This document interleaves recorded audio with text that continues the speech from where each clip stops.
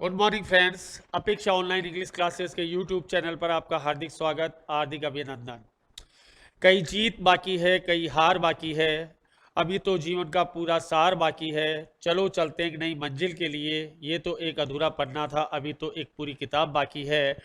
आइए इसी motivational punch line के साथ स्टार्ट करते हैं हमारा dynamic paper number 39। Objective paper लेते हैं, फिर उसके बाद सब्जेक्टिव पेपर लेते हैं। आइए फर्स्ट क्वेश्चन की तरफ मूव करते हैं। पहला क्वेश्चन क्या कहता है, देखिए आप। The accused blank space and sentence to a rigorous punishment. Rigorous punishment होता है कठोर सजा, पता है आपको। अब यहां पर क्या आएगा वो हमारा ऑप्शन है। सेंटेंस पैसिव वॉइस में है, तो पैसिव वॉइस का ही आंसर होगा। एक्यूज्ड को किया गया, एक कठोर सजा के लिए सेंटेंस किया गया, यहां पर आंसर आएगा वर ट्राइड।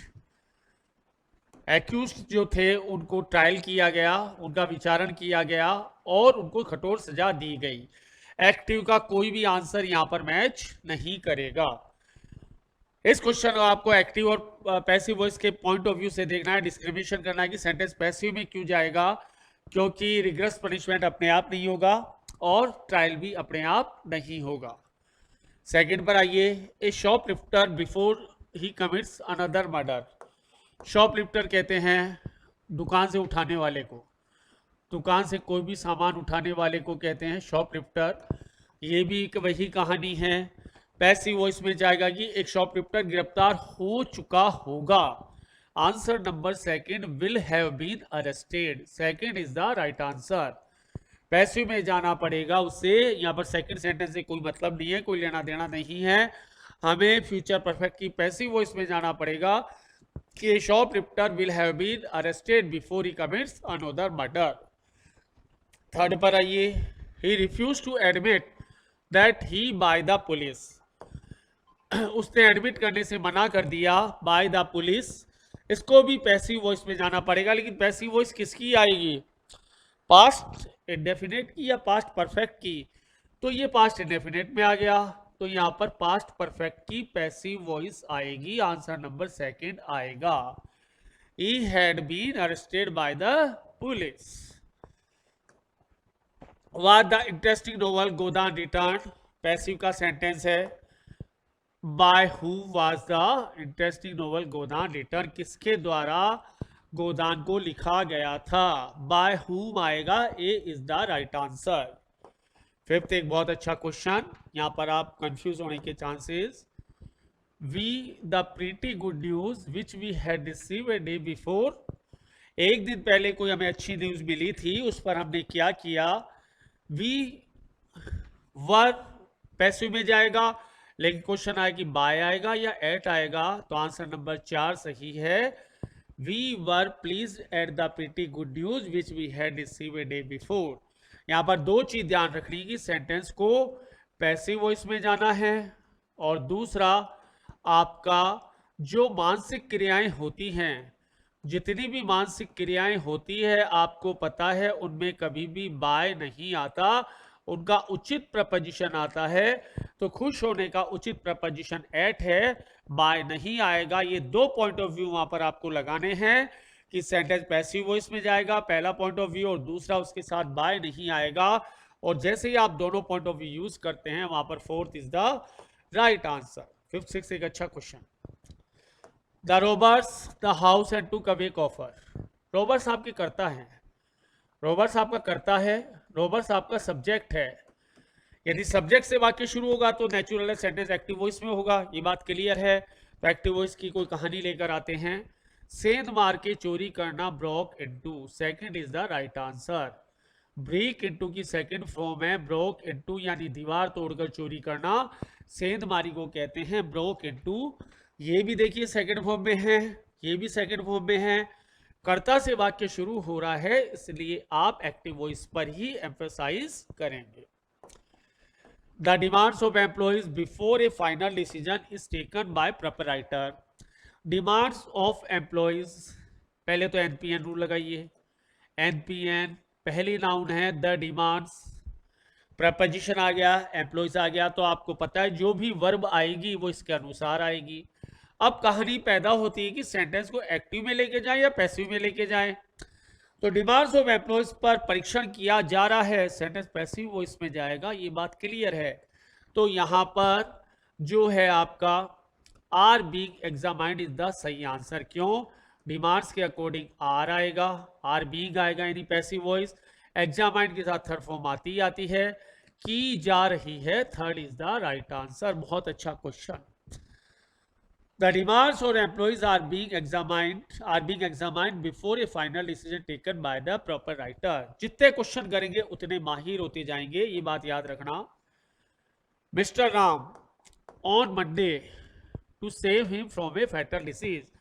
मिस्टर राम का मंडे को ऑपरेशन किया गया था एक फैटल डिजीज से बचाने के लिए। अब बहुत अच्छा क्वेश्चन है, देखिए आप। ऑपरेटेड नहीं आ सकता क्योंकि एक्टिव वॉइस से जाना, तो इसको पैसिव वॉइस में ही पड़ेगा। हैड ऑपरेटेड नहीं आएगा क्योंकि ये भी एक्टिव है, दो ऑप्शन तो खत्म। अब हमारे क्या कहानी पड़ती, had to be operate, V1 दे रखा है, ये भी खत्म। Answer number third is the right answer, had to be operated. Mister Ram का मंडे को ऑपरेशन करना पड़ा था, had to be operated to save a fatal disease, एक जानलेवा बीमारी से बचाने के लिए। तो यहां पर हैड बीन होता तो शायद हम कंफ्यूजन हो जाते, हैड बीन यहां पर है नहीं, इसलिए answer number third is the right answer, had to be operated. The police all the culprits in cold murder cases. Police आपकी करता है, पुलिस आपकी करता है, कर्ता से आपका वाक्य शुरू हो रहा है, कर्ता से आपका वाक्य शुरू हो रहा है तो नेचुरल है, एक्टिव वॉइस आएगी।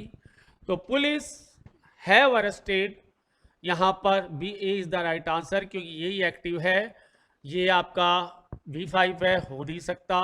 ये पैसिव है, हो नहीं सकता। ये पैसिव है, हो नहीं सकता। तो second is the right answer. ऐसे क्वेश्चन करते वक्त या लिखते हुए वाक्य कर्ता से शुरू हो रहा है तो एक्टिव को बुलाना है, वाक्य कर्ता से शुरू नहीं हो रहा तो पैसिव को बुलाना है। He for what he did for the nation, he, अब उसे याद किया जाएगा जो उसने नेशन के लिए किया, जो उसे याद किया जाएगा, पैसिव वॉइस में जाएगा, उसने तो काम किया नहीं, उसे याद किया जाएगा। पैसिव वॉइस नहीं है, नहीं है, नहीं है, A is the right answer, will be recollected. He will be recollected for he did for the nation, जो उसने राष्ट्र के लिए किया था उसके लिए उसको याद किया जाएगा। आइए सिमिलर वर्ड ढूंढते हैं। कैंडिड, कैंडिड आपका आंसर हो सकता है, आपका एटीट्यूड हो सकता है। जज राजेश शर्मा आपकी अदालत में एकदम कैंडिड एटीट्यूड रखता है, एकदम कैंडिड एटीट्यूड होता है, वो किसी का बायस नहीं करता और किसी की जिसे कहते हैं कि एक तरह के लिहाज भी नहीं रखता। तो उसका कैंडिड एटीट्यूड क्या कहता है, एकदम साफ, खरा, स्पष्ट, निष्पक्ष रवैया। कैंडिड हो गया आपका खरा, ये इसका उत्तर हो गया। एग्जाम्पल राजेश शर्मा का एटीट्यूड आपकी अदालत में। Answer number A is the right answer. तो फ्रेंड्स कैंडिड का सिमिलर वर्ड क्या हुआ, फ्रैंक, एकदम स्पष्ट, खरा, निष्पक्ष, यानी किसी का ना तो बायस, जो आपका एटीट्यूड कह रहा है वही आप यूज कर रहे हो। जीलस, अब पिकनिक जाना है स्टूडेंट को, उस समय स्कूल जाएंगे तब तो डल रहते हैं, पिकनिक में जाना है स्टूडेंट को उस समय स्टूडेंट उत्साही हो जाते हैं। यदि 4 बजे उठने को लेके कहे तो 4 बजे उठ जाएंगे, ऐसे नहीं उठेंगे, ऐसे 7 बजे उठेंगे। पिकनिक पर जाना है, घूमने जाना है, तो वो जेलस इतना हो जाता है, जेलस इतना हो जाता है कि उत्साही हो जाता है। पिकनिक के दौरान स्टूडेंट से हमारा भी कोई ऐसा कप ऑफ टी है तो हम भी उत्साही हो जाते हैं। आंसर मैच करना है हमको, ardent, A is the right answer. Jealous का सिमिलर वर्ड क्या होगा, आर्डेंट। इंडस्ट्रियस, कौन कौन होगा इंडस्ट्रियस, एक किसान हो सकता है, प्लेयर्स खिलाड़ी हो सकता है, स्टूडेंट हो सकता है, यानी मेहनती। ये लोग यदि मेहनती नहीं होंगे तो इनको अपनी डेस्टिनेशन नहीं मिलेगी। Farmer industrious, players industrious, student industrious. Answer match करेगा हार्ड वर्किंग। पहले वर्ड की जन्म कुंडली खोल दो कि इसका एप्लीकेशन कहाँ होता है, उसका एप्लीकेशन आपके पल्ले पड़ गया, आगे की कहानी बहुत ईजी। फिजिबल, बहुत अच्छा है, इसे भूल जाएंगे। फिजिबल, किसी की मृत्यु हो गई उसके बाद जो लोगों का एटीट्यूड होता है वो फिजिबल हो जाता है, यानी किसी की भी मृत्यु हो उसे घर में नहीं रखते, उससे क्रिमिशन करना ही पड़ेगा। व्यवहारिक दृष्टिकोण कहता है, इमोशनल दृष्टिकोण तो कहता है इसको रख लो 2-4 घंटे, लेकिन ऐसा होता नहीं है। जैसे ही किसी की डेथ हुई, व्यवहारिक दृष्टिकोण क्या कहता है, फिजिबल दृष्टिकोण क्या कहता है, भाई इसका क्रिमिशन करो, यही दुनिया का सच है, practical is the right answer. तो मैंने एग्जाम्पल लिखा है, attitude after death of someone, feasible attitude रखना पड़ता है। जीवन इसी का नाम है। इमोशनल दृष्टिकोण तो कुछ और कहता है कि रख लो इसको 2-4 घंटे या एक दिन, उससे क्या होगा।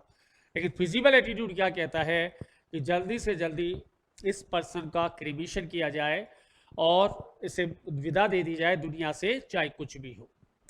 अडॉप्ट, कोई आपके प्रिंसिपल्स हैं, कोई रिलीजन है, कोई धर्म है, उसको अपन अपनाते हैं तो अडॉप्ट करते हैं। अपनाते हैं तो अडॉप्ट करते हैं, यहाँ पर चूज आंसर आएगा। चूज यानी चुन लेना या अपना लेना। अपोजिट वर्ड पर आइए, एस्केलेट। एस्केलेट क्या क्या हो सकता है, अर्थव्यवस्था हो सकती है, अपनी जो लिफ्ट होती है वो भी एक्सेलेट करती है, यानी नीचे से ऊपर की ओर जाना एस्केलेट कहलाएगा। इसीलिए लिफ्ट को कभी कभी एस्केलेटर भी कहते हैं। नीचे गिर रही है, उल्टा लेकर आओ, उल्टा गिरने का वर्ड आएगा डिसेंड। यहाँ पे डिक्रीज नहीं आएगा, डिसेंड यानी नीचे की ओर आना। डिसेंड, डिक्रीज इंक्रीज का अपोजिट होगा, एस्केलेट का सही अपोजिट होगा डिसेंड यानी नीचे की ओर आना। लिफ्ट से ऊपर गए तो एस्केलेट कर गए, वापस आ गए तो डिसेंड कर गए। अनार्की, दंगे का सीन याद करो। दंगे के दौरान या जब लिंच लॉ से किसी की मृत्यु की जाती है उसके दौरान अनार्की पैदा होती है। अनार्की का मतलब होगा अराजकता। अराजकता, अराजकता का मतलब होगा जब कानून व्यवस्था के लोग खुल्लम खुल्ला धज्जियां उड़ाने लगे, पुलिस वालों की परवाही नहीं करे, उसे कहते हैं अनार्की। और दंगे के दौरान ही होता है, दंगा होगा ही क्यों, पुलिस वाले खड़े रहते हैं फिर भी दंगा ही वो करते हैं जो उन्हें करना होता है। अपोजिट पर आना है ऑर्डर। ऑर्डर का मतलब सही कानून व्यवस्था, अनार्की का मतलब अराजकता।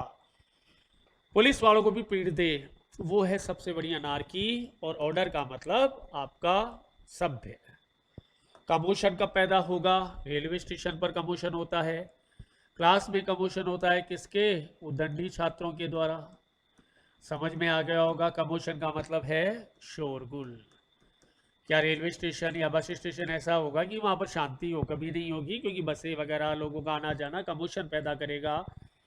आपको अपोजिट पैदा करना है ट्रैंक्विलिटी, शांति। कोई माहौल आपको ट्रैंक्विलिटी, शांति दे, बहुत अच्छे वर्ड हैं। कमोशन का अपोजिट क्या होगा, ट्रैंक्विलिटी। ट्रैंक्विलिटी का अपोजिट क्या होगा, कमोशन। मोनोटोनस, आराम से, पिछली बार आरजेएस में आता है स्पेलिंग चेक के लिए। मोनोटोनस फिल्म हो सकती है, कोई व्यवसाय हो सकता है, उबाऊ। कोई हमें कह दे कि 1930 की फिल्म देख ली है Alam Ara, black and white film है, पर क्यों देखेंगे, उससे पहले खाली बैठ लेंगे, क्योंकि वो कैसी फिल्म अपने लिए, मोनोटोनस।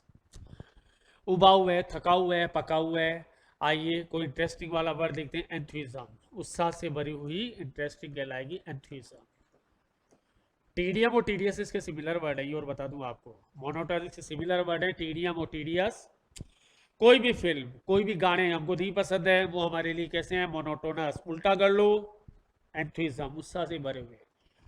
कॉर्डियल, रशिया और इंडिया के रिलेशन कॉर्डियल हैं, मैत्रीपूर्ण हैं, मैत्रीपूर्ण हैं, मित्रता भरे हैं। उल्टा डूडो, दुश्मनी का word डूडो, ranker.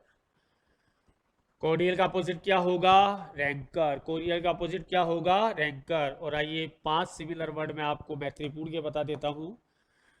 Cordial, affable, gregarious, amicable, sociable, मैत्रीपूर्ण या सामाजिक। ग्रेगरियस से सबसे इंपॉर्टेंट है, जो जानवर झुंड में रहता हो वो ग्रेगरियस कहलाता है। 5 वर्ड है, cordial, affable, gregarious, amicable, sociable.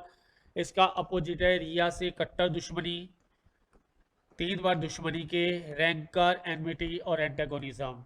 Important कर लेना। मैत्रीपूर्ण के 5 वर्ड हैं, कॉर्डियल, मैत्रीपूर्ण के 5 वर्ड, cordial, affable, gregarious, amicable, sociable. कागा से मधुर संबंध, मतलब कवि से मधुर संबंध, और रिया से कट्टर दुश्मनी, ranker, enmity, antagonism. 5 similar word हैं, 3 अपोजिट हैं, याद रखना है। और यदि फ्रेज में याद रखना है आपको तो आप करेंगे इसको, हैव क्रॉस सॉर्ड और अनशीथ द डैगर, आपस में दुश्मनी रखना, आपस में दुश्मनी रखना। यदि आपसे कोई दुश्मनी के वर्ड बोले तो रैंकर, एनमिटी और एंटेगोनिज्म। दुश्मनी जो सांप और नेवले की होती है, जो चूहे और बिल्ली की होती है। और यदि फ्रेज में कहा जाए तो हैव क्रॉस सॉर्ड, तलवार को क्रॉस रखना, और अनशीथ द डैगर, खंजर को बाहर रखना। जो हमारे और पाकिस्तान में वो हैव क्रॉस सॉर्ड और अनशीथ द डैगर है। और मधुर संबंध रशिया से, अमेरिका से, बाकी कंट्री से हम सबसे मधुर संबंध रखने की कोशिश करते हैं। कोरियल, अफेबल, ग्रेगरियस, एमिकेबल और सोशिएबल। तो फ्रेंड्स ये था आज का हमारा पहला पेपर।